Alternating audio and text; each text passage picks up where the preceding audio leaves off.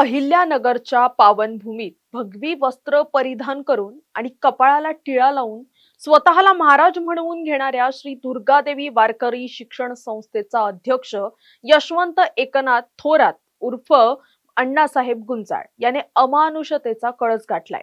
ज्या हातांनी वारकरी संस्कार घडवायचे त्याच हातांनी एका अल्पवयीन मुलीचं आयुष्य उद्ध्वस्त करण्याचा अतिशय घृणास्पद प्रकार उघडकीस आलाय.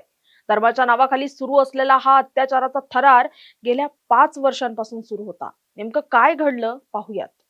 नमस्कार, मी इंदिरा आणि तुम्ही पाहताय टॉप न्यूज मराठी.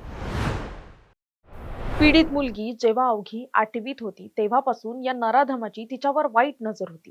पीडितेच्या कुटुंबाचं या यशवंत थोरात उर्फ अण्णासाहेब गुंजाळ याच्याशी घरोब्याचे संबंध होते. तिचा भाऊ त्याच्याच संस्थेत काम करायचा. ज्या हातांनी या मुलीने पदर सावरला पाहिजे होता त्या हातांवर या नराधमाने वासनेची टाच ठेवली. 2021 पासून हा अत्याचार सुरू होता.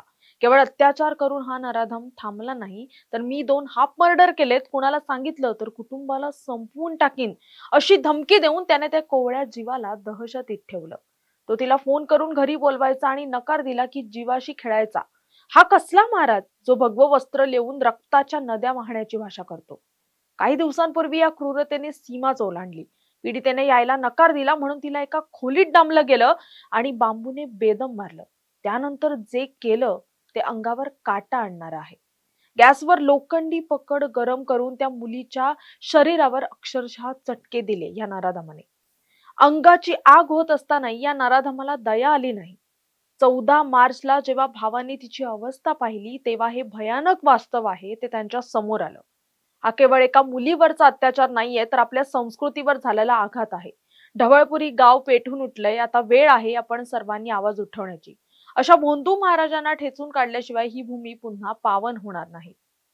तुर्तास या व्हिडिओत इथेच थांबूयात. तोपर्यंत पाहत राहा टॉप न्यूज मराठी. आपला महाराष्ट्र, आपली बातमी.